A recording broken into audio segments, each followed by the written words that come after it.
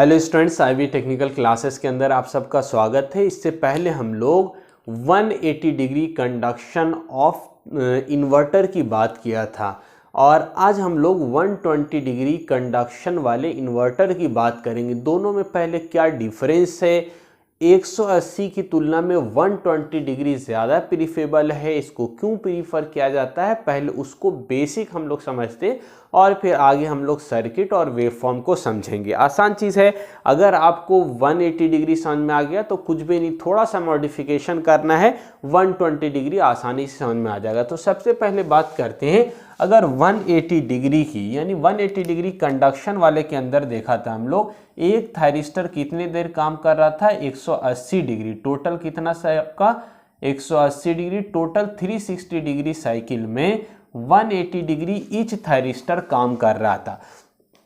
तो इसमें क्या पॉसिबिलिटी है, क्या संभावना है जिसकी वजह से हम इसको प्रीफर नहीं करेंगे। तो संभावना क्या है, शॉर्ट होने का। यहाँ पर कौन काम कर रहा है, T1 मान के चलते हैं, यहाँ पर कौन काम कर रहा है, T4। तो अगर 180 डिग्री की जगह पर यदि 185 डिग्री काम करेगा तो यहाँ पर क्या हो जाएगा, दोनों यानी जीरो वाला पीरियड अगर नहीं मिले, इधर वाला शॉर्ट कर जाए, आपस में ओवरलैप कर जाए। अभी ये थायरिस्टर T1 ऑफ नहीं हुआ और T4 चालू हो गया, तो इस स्थिति में यदि दोनों कंडक्ट करने लगे एक साथ में, चाहे कुछ ही सेकंड के लिए करे, तो उस पीरियड में क्या हो जाएगा, एक शॉर्ट सर्किट हो जाएगा और यहाँ पर हेवी करंट फ्लो करने लगेगा, लोड की तरफ नहीं जाएगा। तो हम लोग क्या करते हैं, यहाँ पर इन दोनों के बीच में यानी T1 एंड T4 आपस में शॉर्ट नहीं करे, दोनों एक समय पर कंडक्ट नहीं हुए, दोनों के बीच में क्या करते हैं, फेज का अंतर करते हैं। तो टोटल एक्चुअली कितना होना चाहिए, 360 डिग्री साइकिल के अंदर 180 ये करना चाहिए और 180 ये करना चाहिए। लेकिन हम लोग क्या करते हैं, 120 डिग्री वाले साइकिल के अंदर, इन्वर्टर के अंदर, यहाँ पर 180 की जगह पर इसको कितना काम कराएंगे हम, तो इसको केवल 120 डिग्री काम कराएंगे। बाकी 180 में 60 बचा तो 60 ऑफ रहेगा, इधर से भी क्या रहेगा, 60 ऑफ रहेगा, ये भी कितना दूर काम करेगा, 120 डिग्री। तो टोटल अंतर कितना आ गया, 120 डिग्री का अंतर आ गया, यानी अब कोई भी शॉर्ट होने की संभावना नहीं है। लेकिन अगर हम लोग बात करें वोल्टेज की, तो वोल्टेज कुछ घट जाएगा, आरएमएस वैल्यू घट जाएगी, क्योंकि इतना पीरियड क्या हो गया, जीरो हो गया। लेकिन हमको फायदा क्या हुआ कि यहाँ पर T1 एंड T4 का शॉर्ट होने का संभावना कम हो गया, जिसकी वजह से 120 डिग्री कंडक्शन वाला 3 फेज इन्वर्टर ज़्यादा प्रीफरेबल होता है एज कंपेयर टू 180 डिग्री। तो अब हम लोग इसका सर्किट डायग्राम, वेवफॉर्म की बात करेंगे और कौन थायरिस्टर कब काम कर रहा है उसको समझेंगे। तो सबसे पहला चीज इसमें यह समझना है, सर्किट डायग्राम तो वही है, थायरिस्टर वही, डायोड वही, लोड वही। चेंज क्या हुआ, तो चेंज हम लोग कंडक्शन को कर रहे हैं, यानी जो थायरिस्टर पहले 180 डिग्री काम कर रहा था एक थायरिस्टर, अब उसको कितना देर, केवल 120 डिग्री चलाएंगे। दूसरा थायरिस्टर भी 180 चल रहा था तो उसको भी 120 चलाएंगे, तो 60 इधर से बचा, 60 इधर से, 120 डिग्री क्या रहेगा, थायरिस्टर ऑफ रहेगा, जिसमें कोई भी हमको आउटपुट वोल्टेज नहीं मिलेगा। तो यही 120 डिग्री साइकिल के अंदर अंतर है।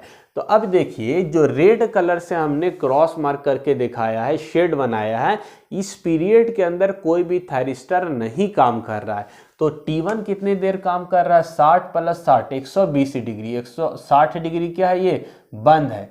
सेम इसी तरह से T4 इसके बाद चालू हुआ और ये 60 प्लस 60 120 और इसका 60 बचा तो ये ऑफ, यानी टोटल यहाँ पर 60, यहाँ पर 60, 120 डिग्री का क्या हो गया है, अंतर हो गया, ऑफ हो गया है। बाकी ये 120 और ये 120, T1 120, T4 120 डिग्री काम कर रहा था, इसीलिए इसको क्या बोलते हैं, 120 डिग्री कंडक्शन 3 फेज इन्वर्टर बोला जाता है।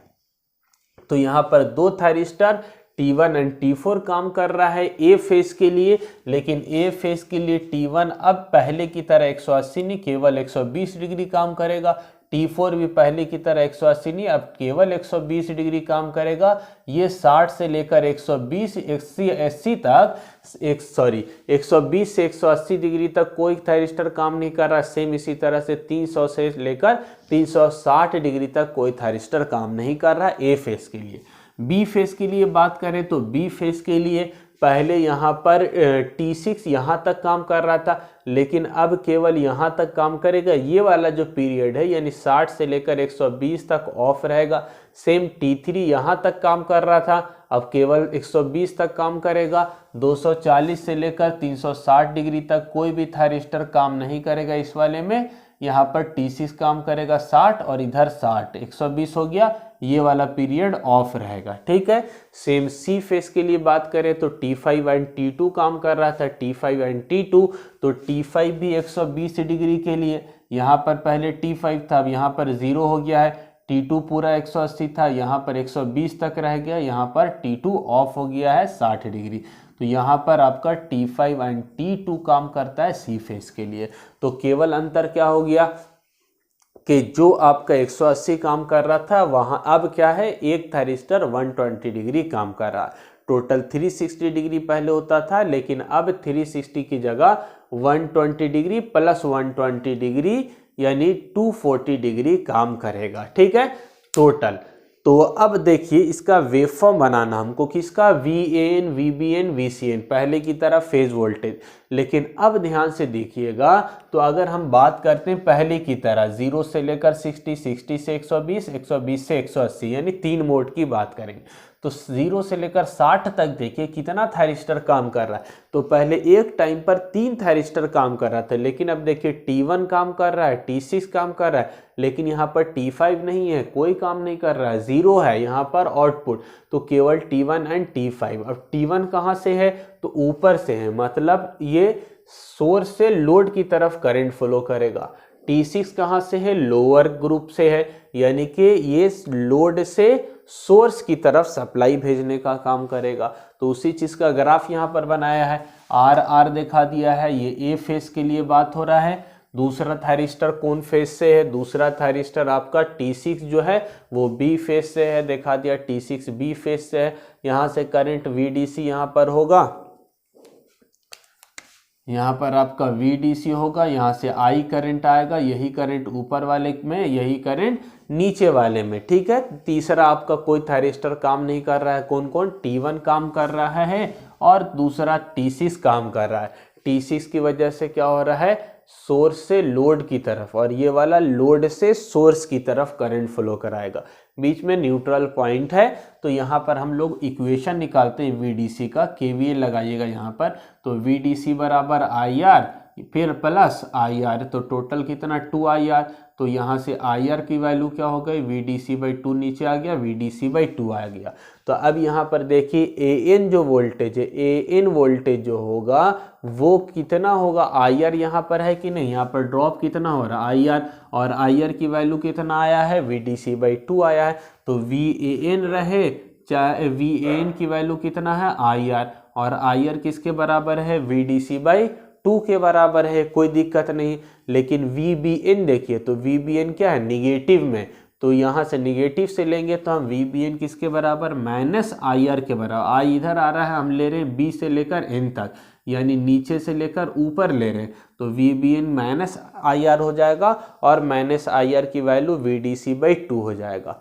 AN और आपका क्या निकल गया, AN निकल गया BN, और CN यहाँ पर है कहीं पर, तो नहीं है, तो CN क्या हो जाएगा, इस पीरियड के अंदर CN क्या हो जाएगा, 0 हो जाएगा। तो AN BN एंड CN निकल गया। अब ग्राफ में दिखा देते हैं AN, तो ये वाला पीरियड जो दिख रहा है AN 0 से लेकर 60 तक, तो ये वैल्यू कितना है, VDC/2 है, VDC/2 निकल गया पॉजिटिव, ठीक है। BN क्या है, तो BN आपका निगेटिव है, -VDC/2, BN दिखा दिया -VDC/2। VCN क्या है, तो 0 है, तो हम 0 दिखा दिया, ना ऊपर ना नीचे, ठीक है। अब दूसरा बात करते हैं, 120 डिग्री कंडक्शन वाले इन्वर्टर के अंदर हम 60 से लेकर 120 तक अब बात करते हैं, 60 से लेकर 120 तक। तो अब ध्यान से देखिए 60 से लेकर 120 तक में कौन सा थायरिस्टर काम कर रहा है, तो बीच में कोई थायरिस्टर नहीं है, T1 काम कर रहा है और T2 काम कर रहा है। T1 कौन सा ग्रुप से, ऊपर वाला, T2 कौन सा ग्रुप से है, नीचे वाला। तो अब दिखा देते हैं, T1 यहाँ पर काम कर रहा है, T1 ऊपर वाले ग्रुप से और T2 आपका नीचे वाले ग्रुप से, यानी ये सोर्स से लोड की तरफ करंट ला रहा है और ये लोड से सोर्स की तरफ, रिटर्निंग की तरफ करंट भेज रहा है। यहाँ पर IR हो जाएगा, यहाँ पर भी IR हो जाएगा, यहाँ से निकाल लेंगे AN और यहाँ से निकाल लेंगे CN। तो VDC बराबर ये वोल्टेज कितना है, VDC, या इसी को आप VS भी बोल सकते हैं, एक ही बात है। VDC बराबर IR plus IR 2IR, IR बराबर VDC/2 आ गया। अब VAN कितना हो जाएगा, IR बराबर VDC/2 हो जाएगा, और VCN कितना हो जाएगा, माइनस में आ जाएगा, माइनस VDC/2। बचा कौन, VBN, तो VBN क्या हो जाएगा, 0 हो जाएगा, यहाँ पर है ही नहीं। तो ये आपका, अब देखते हैं 60 से लेकर 120, यहाँ और यहाँ के बीच में VAN कितना है, VDC/2, तो अभी भी पॉजिटिव देखिए, यहाँ पर देखा है VAN आपका VDC/2।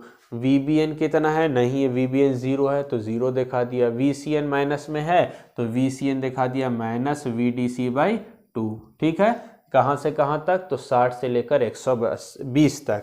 120 से लेकर 180 तक क्या होगा, 120 से लेकर 180 तक कौन काम कर रहा है, T1 ऑफ हो गया है, T3 एंड T2। T3 कहाँ से है, अपर ग्रुप से, T और कौन है, T2 है, T2 कहाँ से है, लोअर ग्रुप से है। तो T3 यहाँ पर दिखा दिया है ऊपर से और T2 नीचे से, ये सोर्स से लोड और ये लोड से सोर्स।